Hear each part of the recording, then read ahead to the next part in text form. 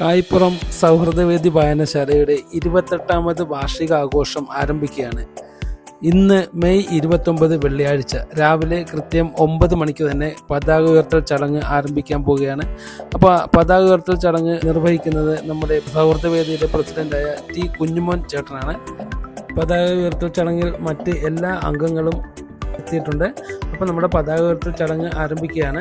പതാക ഉയർത്തൽ ചടങ്ങ് കഴിയുമ്പോഴത്തേക്കും നമ്മുടെ പരിപാടികൾ, അതായത് കായ്പുറത്തിൻ്റെ ഉത്സവം കൊടിയേറി എന്ന് തന്നെ വേണം പറയാനായിട്ട്. ഇനി വരുന്ന 3 ദിവസങ്ങളിലും അടിപൊളി പരിപാടികളുമായിട്ടാണ് നമ്മുടെ സൗഹൃദവേദി വായനശാല ഒരുക്കിയിരിക്കുന്നത്.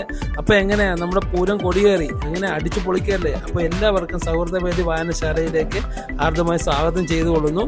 അതുകൂടാതെ തന്നെ നമ്മുടെ ഇന്ന് രാവിലെ കൃത്യം 10 മണിക്ക് ശേഷം സംസ്ഥാനതല ക്വിസ് മത്സരം കൂടെ ഉണ്ടായിരിക്കുന്നതാണ്.